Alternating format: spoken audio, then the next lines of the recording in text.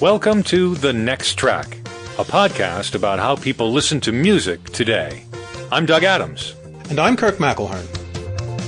Hello, how you doing? Thanks for listening. You know, if you like the show, we hope you'll consider giving us a rating, even better, a review at Apple Podcasts. That helps us spread the word. You can also follow us on Twitter at NextTrackCast. This is episode number 93 of The Next Track. Now, conventionally, we like to talk about music stuff, but we also know that a lot of music listeners are also voice listeners. I mean, you are listening to a voice podcast right now, but you, like us, may also be an audiobook listener. Well, if you're a fan of audiobooks, we have a real special guest today. Simon Vance is probably one of the most well-known and prolific audiobook narrators. He's recorded hundreds of books over the years and won numerous audiobook awards. Simon, it's great to have you with us, and it is a pleasure to meet you. Oh, it's a great pleasure, and it's lovely to meet you guys. Well, thank you. It's a pleasure to make your acquaintance, Simon. I've been listening to your audiobooks for at least a dozen years, if not longer. I've heard your voice in my head countless hours. I have to say, you certainly look taller in real life. We're doing this on video. You look taller in real life than you sound on the audiobooks. Yeah, that happens. According to your website, you've recorded some 700 audiobooks. How long have you been doing this? Oh, the number thing is weird. Everybody, I go up now. It must be beyond 800 or more. My history goes back quite a few years. I suppose the first time I recorded an audiobook as such was for the blind in London. I was at the BBC. I was a radio newsreader presenter on Radio 4 in the 80s. And when I went to London, I didn't know anybody. They did odd shifts. I had a lot of spare time during the week. I was working weekends. And I knew a friend who'd done books for the blind at the RNIB, Talking Book Service.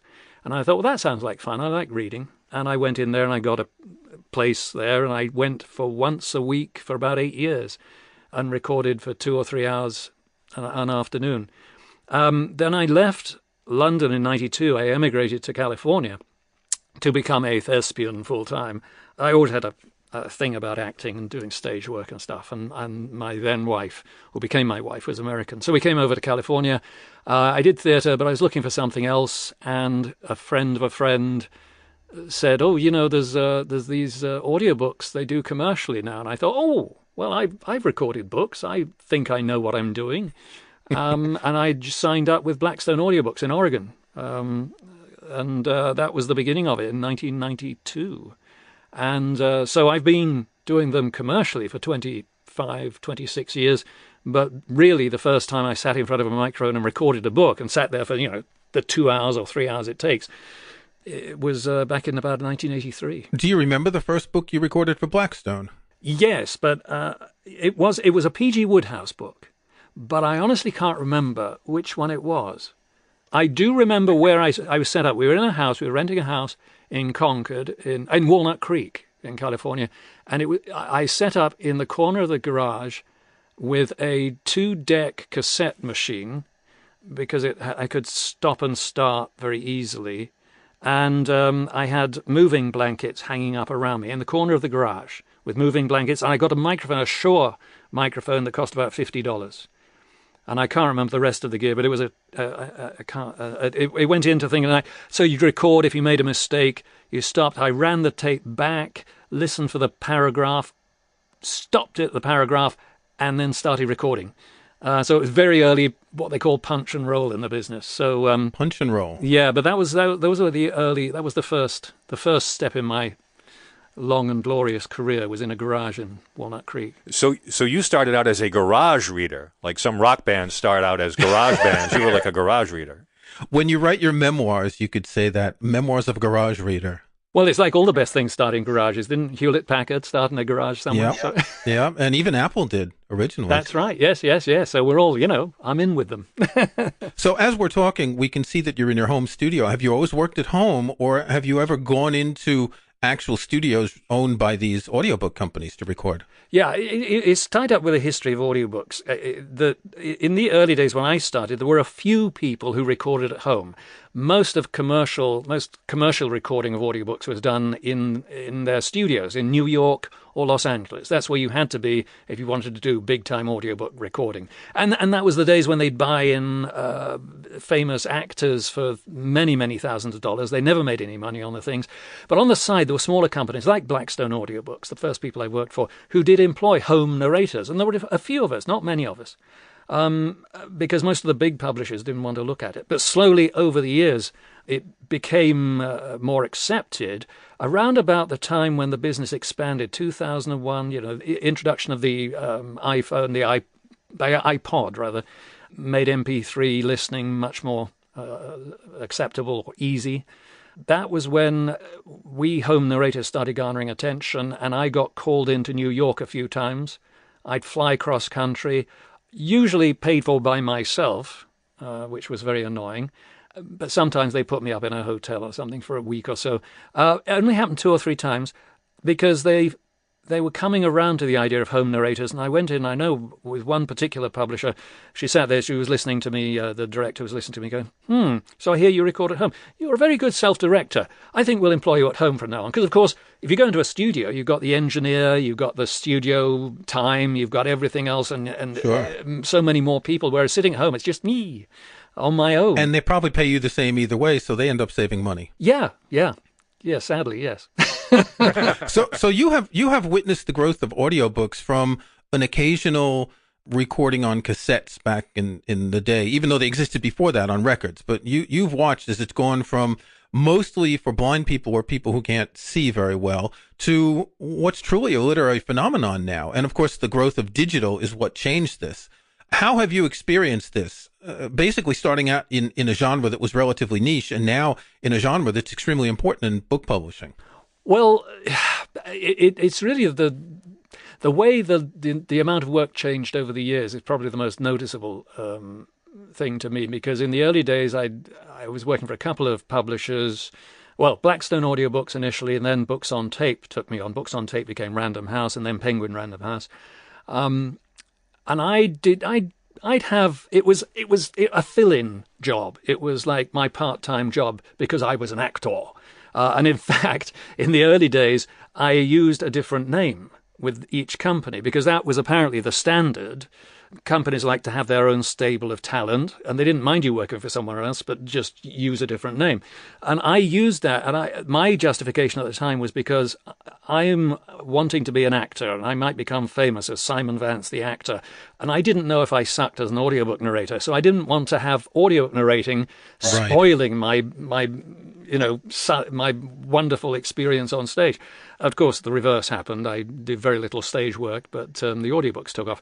But there are 2 names out there, Robert Whitfield and Richard Matthews. I remember Whitfield. I remember for many years I reviewed audiobooks for Audiofile Magazine. I'll put a link in the show notes.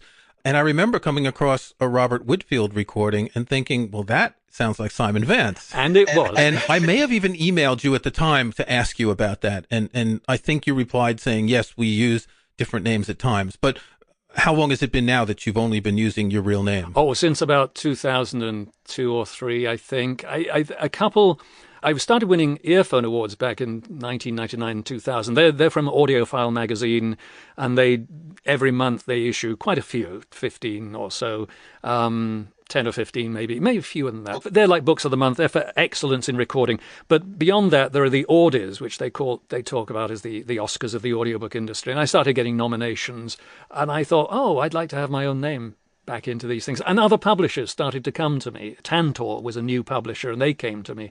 And then the other bigger publishers started coming to me, and I thought, well, I'm going to use my own name. And in fact, Blackstone went back and changed my name on a lot of things, so, you can still track me down on some of the early stuff.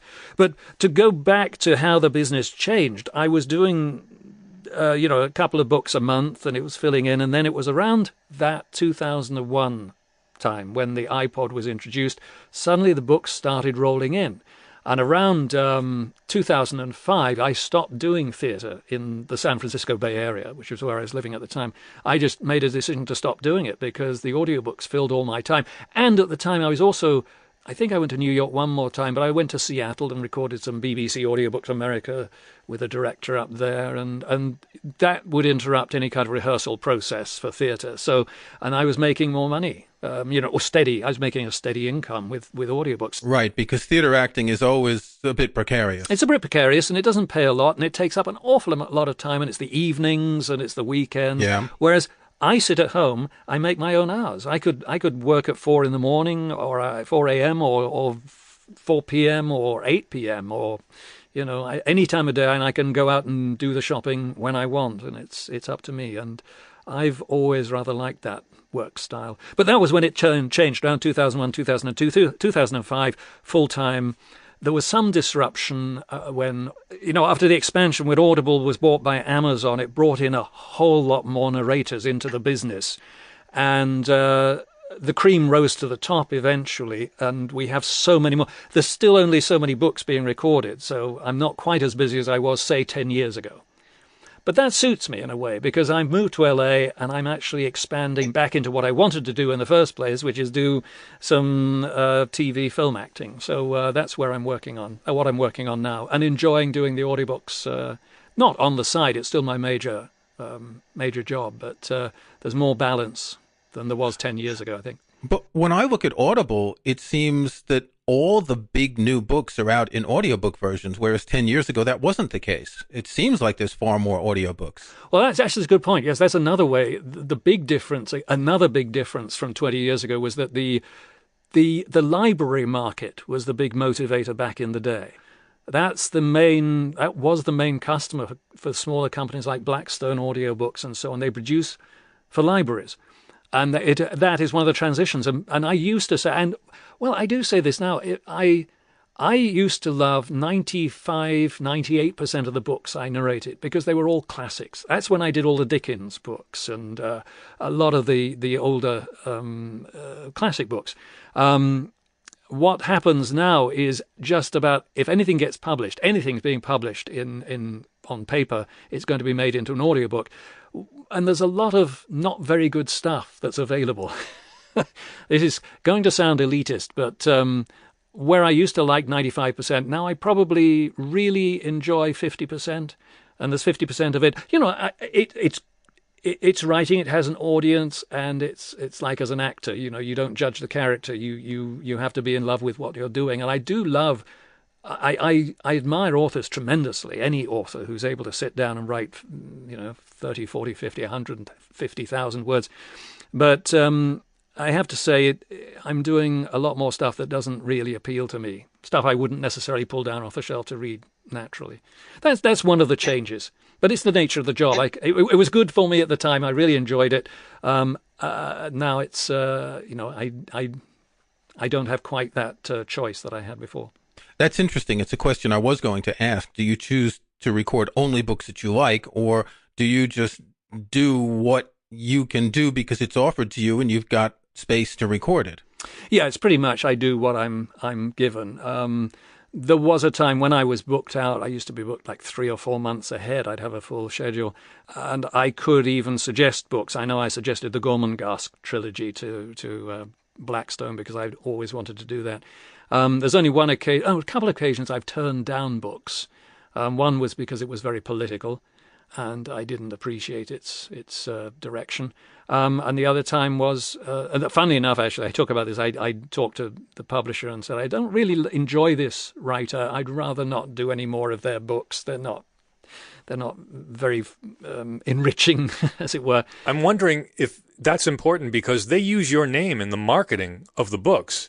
For instance, I was looking. I'm pretty sure I heard you do Goldfinger many years ago. You did a lot of the Ian Fleming books, and when I went to look it up today, it's Ian Fleming, Goldfinger, Simon Vance, and it's like your name is associated with the audiobook. So I'm wondering if, how are they deciding? Well, we want to use Simon because he's marketable for this kind of read, or if it's just, how do they approach that? I think that's more of a question for the publisher, I think. Yeah. I don't know. I mean, interesting that you could find that Goldfinger narrated by me because that's one of the series of books that Blackstone lost the rights for because they've now got a lot of, if you go to Audible, I don't think you can find them. One of the other series that I absolutely adored doing, and it was one of the first ones that brought me in a lot of fan mail, was the Aubrey Maturin series, Patrick O'Brien's Master and Commander series, 21 books. Fantastic. I loved them, and I did a good job. But there was a series by Patrick Powell. He narrated them, a narrator on the East Coast who died a few years ago. But they were done by Recorded Books, and there was a rights battle over them a few years ago, and Recorded Books won that one. And my books are no longer available on Audible. Yeah, I was looking for them today on Audible UK. I knew you had done them in the past, and I couldn't find them. There were a couple of interesting things. I still have your recording of Peter Ackroyd's Shakespeare biography, and that's no longer sold. There's a version read by Simon Callow in 4 parts, which is not the entire book. I think yours is 18 or 20 hours, and his altogether is about 12 hours. So they split it up into 4 because 4 credits instead of 1, the way Audible works. And frankly, Simon Cowell may be a good actor, but he's not a good narrator of audiobooks. In fact, it sounds like he recorded it in a garage. Wow, that's surprising. Yes, I mean, that's happened. My first recording of Treasure Island was one of the first Audie nominations I got years ago. It was for Books on Tape. Then later on, Random House had Alfred Molina record it, and that became an Audie winner. And mine, probably because it's the same company, because there are multiple issues of so many books, but they took mine off, and you can't find my initial recording of Treasure Island. I've done it since for another publisher, I think. But yeah, they do things like that, and it's annoying because one, it affects my book count, when you say how many books I've done. And but just from the other point is that they were good recordings. The Patrick O'Brien books particularly were good recordings, and it's annoying that they're not available to the wider public. Yeah, and it's a body of work that if you appreciated it, you've probably put more into it than other books you're recording now that you maybe don't like. Yeah, possibly. Well, I would imagine that if you were interested in digging up some old Simon Vance, some classic Simon Vance, you could do some sleuthing at a local library. True. Oh, yeah. Because the publisher pulled the book doesn't mean that the library is going to pull it from their inventory. Absolutely. They certainly are available out there. And I know there's a Patrick O'Brien group on Facebook, and they often have little battles about which is better, Patrick Tull or Simon Vance. But they are still available. I've got a little collection of my own, but I can't obviously do anything with them because of rights. Yeah. So I contacted you a few weeks ago to invite you on the show, in part because I've been listening to your recording of Anthony Pohl's A Dance to the Music of Time. And this is fascinating. I didn't know these books before. I only started reading them a few months ago. In fact, I bought the Kindle versions, then I bought the Audible versions. Unfortunately, they don't sync the way some do. So I've been going sort of one chapter on the Kindle, one chapter in the audiobook. And what I find really interesting is the way you managed to create so many diverse voices for the characters. Yes. Well, that's something I've been known for, with the Dickens books particularly as well. There are so many different voices. The question of how much character you put into a book is an interesting one. When I started doing books for the blind in London, we'd have a tea break in the middle of the afternoon. We'd sit there, a group of actors, and there would be Radio 3 announcers, other BBC station announcers. There'd be actors from the West End sitting there. And there was one fellow I particularly remember who insisted you didn't put any kind of character into the book at all. You read, it's just the words, just the facts, ma'am. That's all you did. Yeah. I think it's fair to say that the characterful argument is one. I think it's necessary in a book to put some life into it, to differentiate the characters. Now, how far you go, I think, depends on the quality of, not the quality, depends on the kind of book it is, because you don't want it to be distracting. Sometimes you just want it to be able to hint at the different people who are speaking, because authors don't always say he said, she said, and shouldn't. But sometimes with a page of dialogue, you can get lost, and you need to be able to differentiate that. I know there's Jim Dale is another narrator, a very famous narrator in New York, very famous actor in England from the 60s, the Carry On movies and so on. He's best known over in America for the Harry Potters that Stephen Fry did in England. Jim Dale did them over here. He pre-plans his characters. He will sit there and he'll have an assistant making notes and he'll record stuff and he'll say, let's try this voice, which is great. And I think he's got the Guinness World Record for the number of different voices in a single book. I tend to be a little more seat-of-my-pants stuff, and I will create the character as it comes to me on the page. And if it doesn't work, because of course I'm sitting here alone, I don't have an engineer and a director to pay, I can stop and go back and redo stuff, which I do occasionally. But for the most part, I will get the sense of the book, how it feels, and when a character speaks, I will somehow inhabit that character. There's one reason why I love Dickens. In a lot of cases with Dickens, he will spend a paragraph describing the character as he walks into the room before he even says a word. And even the name of the character will often describe the personality and so on. And so it was like I was able to just jump in using that description. And that's sort of what I do with all books, to differentiate the characters and to bring them to life. That's my I suppose my acting experience. Oh, well, I've said it on my website. I think back in the mid-'60s, my dad bought me a reel-to-reel tape recorder. I think the Labour government was bringing in a value-added tax or something. He ran out and bought this thing, and he gave it to me, and I started making silly voices into it, recording silly voices, and I never stopped. I used to do that with a friend. We'd sit there and play around, and that was my early microphone experience. Well, I find it in a book like this Powell, which is a series of 12 novels. I guess it's about 85 hours altogether. There's no other way to keep track of the characters unless you have those diverse voices.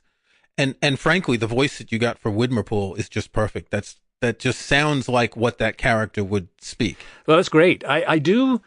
There's an element of cheating with some things like that, in that I will look at if there are other versions out there, and there was the TV series. Right, with Simon Russell Beale as Widmerpool. So I had a vision in my head, and often with a character, even if there is or there isn't, I will choose a known person, an actor or something, to inhabit that character in my mind. And I'm not a mimic. I won't, if I decide something's going to have an Alec Guinness voice, I will do my Alec Guinness voice, and nobody's going to say, oh, that sounds like Alec Guinness. But it helps to fix the character in my head. So when you've got a book that's 85 hours long, I see that, oh, there's Alec Guinness again.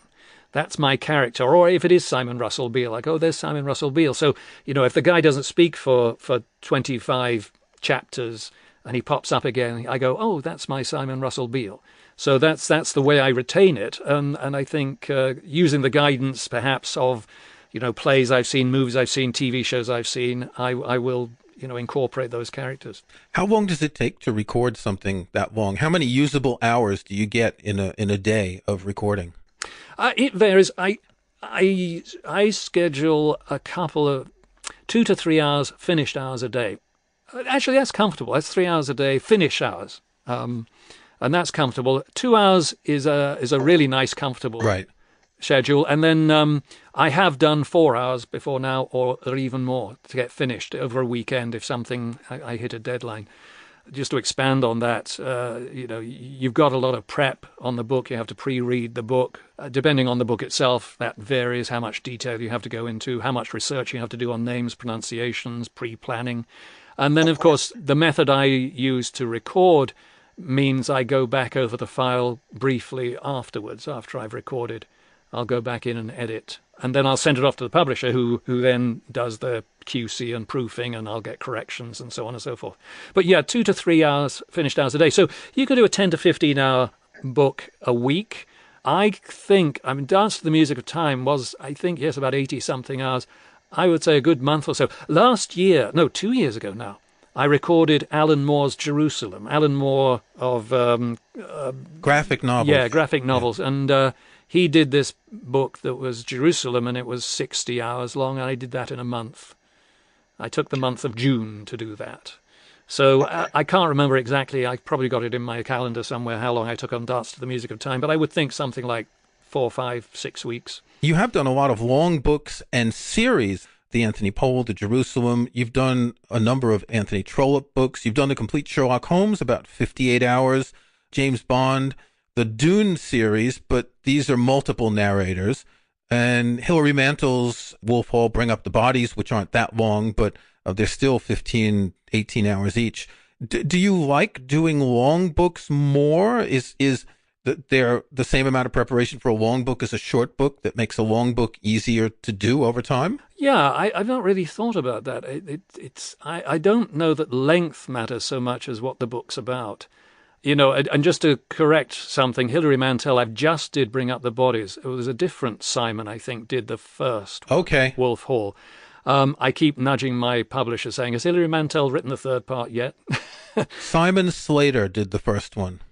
Yes, that's it. Yes. She's working on a third part. Oh, yeah. Been working on it for years. And it's like, please write it, because I loved Bring Up the Bodies. But to answer your question about the prep, there is a sense where it becomes easier over time. When you've got a series, once you've done the first book, you know who they are. You also, the thing is the style of the writing. That's something you become used to. You start to absorb. Right. With the Patrick O'Brian books, once you've read the first couple, you know all the main characters. You know his style of writing. You get the sense of humour or lack of humour, depending on the books. So picking up the next one and the next one becomes a lot easier. With Dance for the Music of Time, I mean, that was an extraordinary book because everybody aged as well. That was, if you don't know what that's about, it was starts in the 1920s. Pre-First World War, I think, and takes you up to the 1970s. And the same main characters drop in and out of it, and new characters come in and out. So there was a sort of a fundamental continuity throughout the series, but they all aged. And I've done a couple of books like that where people aged. There was one based on a diary. I can't remember the name. I shouldn't go into that, but it was like... Oh, is that Any Human Heart? Yes. William Boyd? Yes. Yeah. I didn't realize that was you. I haven't listened. I bought this years ago. Any Human Heart is one of my favorite novels. And I bought the audiobook years ago, and I never listened to it. Don't listen to it now. We're in the middle of a podcast. Yes, I know. I'll have to start later. Actually, I have to finish Dance to the Music of Time first. Yeah. But yes, preparation. But even, very short books can require an awful lot of prep. I tend to... if it's a mystery... If it's a mystery, those are the ones that take the most prep. Different types of prep, because you've got non-fiction books where there's lots of names and research you have to look up. But if you've got, in terms of fiction books, fictional stories, the mysteries, the murder mysteries, because you need to know who the bad guys are and who the good guys are. In a non-fiction book, if it's a history of World War II, I've got a pretty good idea who the good guys are and who the bad guys are and how it ends. But with a mystery, I don't want to be surprised to find that somebody was pretending to be someone else in an early chapter. You've got to know that this guy's Irish. Plus, I imagine you have to be very careful with plot twists and red herrings. You can't give too much authority, to one or the other. You have to walk a fine line. But doesn't that mean that there's a subtle amount of foreshadowing in your reading? That if I'm listening to the third chapter, the way you're reading a certain character might give me clues as to whether he's good or bad in the end. Yes, but Kirk, I'm a good actor. So okay. I like to think so. But there is that is when somebody wants to become a narrator or is beginning as a narrator, and everybody says, well, you've got to pre-read the book. You've always got to pre-read the book. I tend to scan the books. I mean, we are sight reading anyway, but I don't want to know everything. I want to be discovering along with the listener. I think it's important that I know the basics of the story, that I know the characters, who's coming, who's going, whatever, and as I say, who the bad guys are at the end. But I like to be surprised along the way too. So I won't read every single word. The only times I have read every single word of the book is when I was flying to New York and I was sitting there in a studio with the producer and the director and the engineer, because then I'm wasting people's time. If I have to stop and go, hang on, what was this guy doing? Because that happens, I can sit here and do that and I can go back. And I do go back and I re-record little stretches and stuff and I'll insert them before I send the finished book off. Just to riff on, once again, this Anthony Powell series, which if you haven't read it or heard it, this may be the most English series of books I've ever read. This is produced by Audible themselves. So Audible has become an audiobook publisher in the past few years. How is this changing the landscape? Yes. Well, I hinted at that earlier. What happened was Audible was the sort of the download place for all these other publishers. When Don Katz began Audible, I understand that whether it was a promise written in a contract or not. I don't think so. I think it was just a sort of a handshake that, I'm never going to get into the business, so I'm not competing with you guys. There was Blackstone and Books on Tape and so on. So it's easy. Give me, the download rights and that won't be a problem. And then Amazon, I don't know which happened first. Amazon took them over or they started doing their own books. But it all happened at the same time. And Amazon has become the monopoly, if you like. And there are a lot of other smaller companies that are now trying to compete. But by the time that happened, it was too late. Audible has become the place. And they do a great job. I mean, it's fantastic. They do. Yeah. But then they also started producing their own books. And then Amazon bought them. And Amazon has the rights to so many books, and they unloaded thousands of books into the marketplace. They said they brought in all these very small producers, people who'd barely produced any books, and said, we need these books done. We need all these books done. We need to get as many audiobooks out there as possible. There were only so many narrators, and so a lot with experience, and it's not... People think it's just a nice voice and you don't need technical experience, but you need to know so much to be able to narrate an audiobook. And it's the stamina, I think you mentioned earlier. There's so much that's involved. And what happened, and I don't want to malign too many people, but there are a lot of people who shouldn't have been narrators, narrated books. And they narrated books back in their garage. Now, I started out like that, so I don't want to sound hypocritical, but a lot of people are doing that without any sense of the sound quality. And there were small companies who were paying narrators $25 an hour, $50 an hour, which sounds like a lot if you're thinking minimum wage is $15 an hour. Yeah, but it's not, because that you're talking $25 or $50 an hour of finished product. A finished product. And if you're a new narrator, you can take 3, 4, 5 hours to get that. Plus, you've got all the prep work, you've got everything else. So they're getting... They were doing a terrible job bringing in people who shouldn't be narrating. And it affected the industry as a whole, in that people would go to Audible and they'd see books by famous actors, me, all the other narrators that have been around for years, and alongside them there'd be these, Joe Smith books, narrated books, and there's no comparison. I mean, they look the same. So you buy the Joe Smith one thinking you're getting a quality product, and it's terrible. Well, you're buying it mostly for the author, although, as Doug said earlier, your name is marketed, and it's very clear that people who are regular audiobook listeners buy books just as much for the narrator as they do for the author. It's certainly become that way, and I think that's wonderful. I think it's great. I think the publishers took a while to recognize that, but I think they do now. I think, as I say, back in the day, they didn't care what name you used and different companies, whatever. But now that I think they recognize that we have a value. I understand in Germany, they actually have their audiobook prize giving is on award ceremonies on TV, and they're superstars over there. I didn't know that. That's really odd because, we listen to different performances of musical pieces by good orchestras, better orchestras, best orchestras. Why wouldn't people have the same feeling about the way they want to be read to, and you want a quality voice to listen to? So I'm surprised that the publishers didn't realize that early on. No, well, they've come round to it. But I think what's happened with the industry after that, it was a few years, and I think Amazon learnt their lesson. I mean, there was one particular instance that affected me, was a big publisher with a New York Times best-selling author, done the first part of what was going to be a trilogy, and they gave it to a small company somewhere on the West Coast. I'll try not to name names, but they gave it to somebody and they paid them $50 for finished hour, and the product was horrifying. The fans were up in arms about it because every character sounded like a surfer dude, and this guy was an actor, not, in a small company, but he obviously hadn't done audiobooks, had no experience, and the author put his foot down and said, I want Simon Vance next time. So I did the second and the third in the series, and the publisher said, no, there's no way we can afford to go back and redo the first book. But eventually they did, so I went back and redid the first book, so now I've done it. But that was the kind of thing that was happening. They were trying to save money.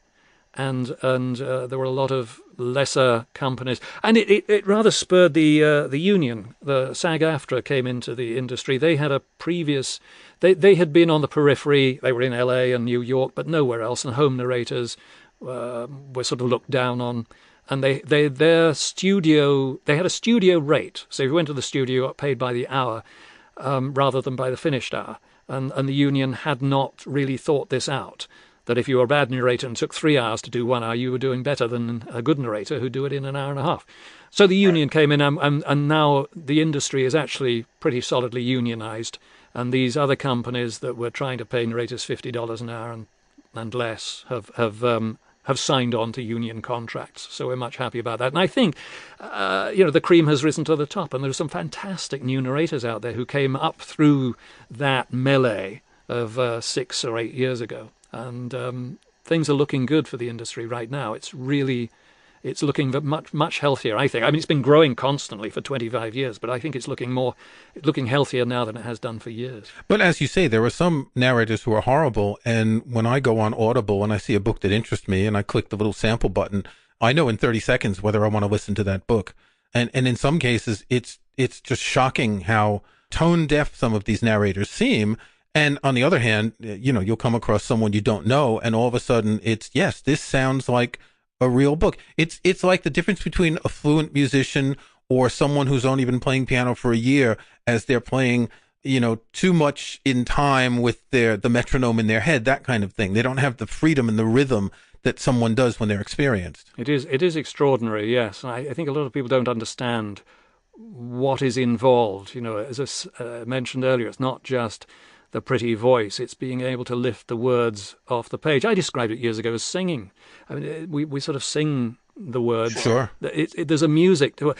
It's the wonderful combination of a good writer. This is the thing about the books I loved, all good writers. There are writers now that I absolutely adore. Guy Gavriel Kay, fantastic writer. I love his writing. It's so easy to read and lift off the page, and another writer like Brent Weeks, who writes fantasy books. I love his writing, great sense of humour, and the storytelling, the plots, the people act logically, sensibly, and these things are all so important.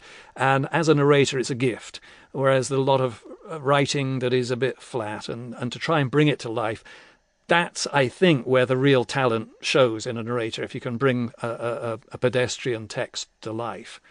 I think that's the best thing that we can do. So there's one thing we see often in audiobooks, and that's books that are read by the author. And in the best of case, these can be extraordinary, and in the worst of cases, these can be just total snooze fests. I recently bought a book. I won't mention the title. The book itself was very interesting, but the author, who is actually a BBC, I think he does documentaries on the BBC, it's a scientific topic, is just so aggressive the way he reads the book, and it's just like he's just forcing his ideas, and I gave up after about 2 or 3 hours.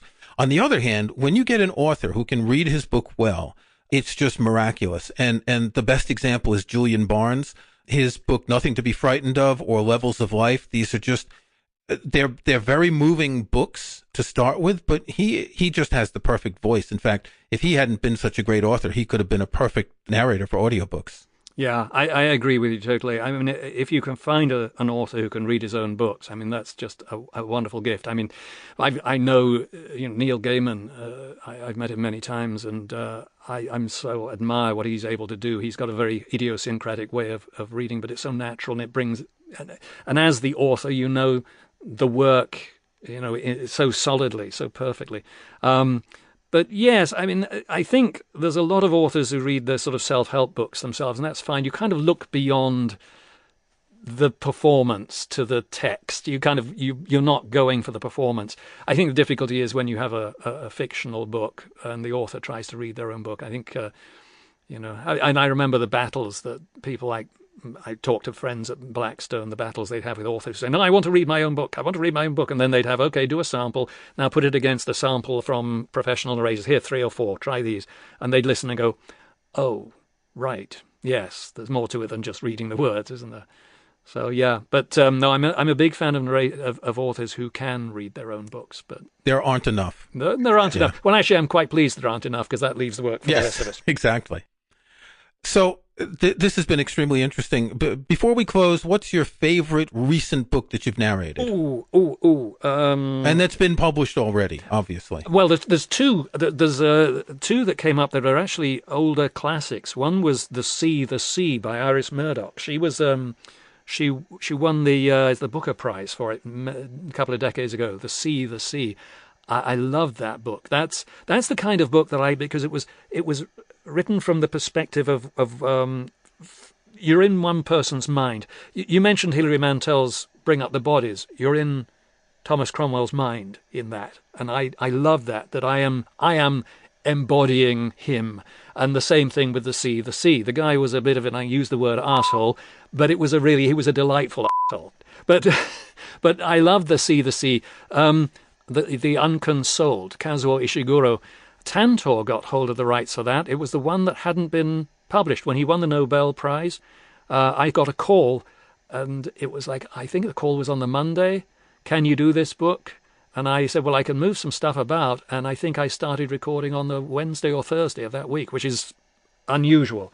And I had it finished about a week later. And it's more than 19 hours long. Yeah, it's an extraordinary book.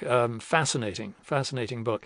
There was one I wanted to mention, a small one. It's only 7-8 hours. I don't know if it's available in the UK, but it's called In Every Moment We Are Still Alive by Tom Malmquist. It's translated from the Swedish. And it's a fascinating, it's a kind of I think it's written as a diary, if I remember correctly. And it's based on on what happened to him. His wife dies in childbirth, or just after childbirth. And it's his recovery from that. It sounds terribly depressing, but it's very inspiring and very moving. In every moment we are still alive. Well, we'll have links to all of these books in the show notes.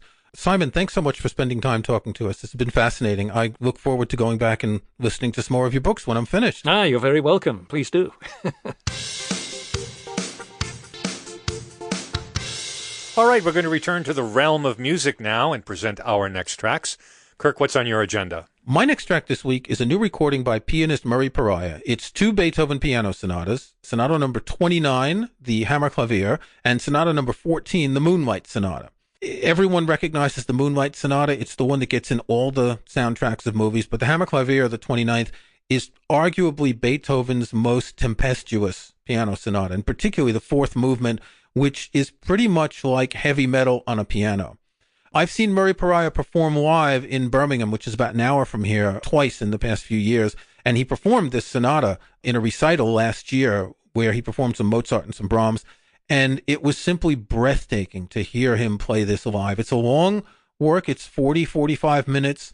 At the end of the performance, you could see he was drained. He was sweating. He was exhausted. It takes so much energy. I think he even said at some point that for many years he wouldn't perform this live because it was just too big a work to perform. And now he has been touring, and while he's recorded it in the past, this is a new recording on the new label that he's with, Deutsche Grammophon. It's a majestic work, and I strongly recommend, if you like Beethoven, checking out this recording. Doug? I was reminded on Twitter this week that it's the 44th anniversary this month of the release of Steely Dan's Pretzel Logic album. It is their third album. It's the first of 3 albums of theirs that I really like. In fact, I really can't tell Pretzel Logic from Katy Lied and The Royal Scam. But this album was the first one where it really seems like Steely Dan has figured out how to use a studio, how to write the songs that they want to write, and the direction that they wanted to go in. This is also the album that is the last of the original Steely Dan lineup, not only with Walter Becker and Donald Fagen, but Skunk Baxter and Denny Diaz on guitars and Jim Hodder on drums, although Jim Hodder does not play drums on this album. He's relegated to backup vocals. This is where they started to use studio musicians. So on drums, you've got Jim Gordon and Jeff Porcaro, and you've got people like David Paich, who along with Porcaro would form Toto a few years later.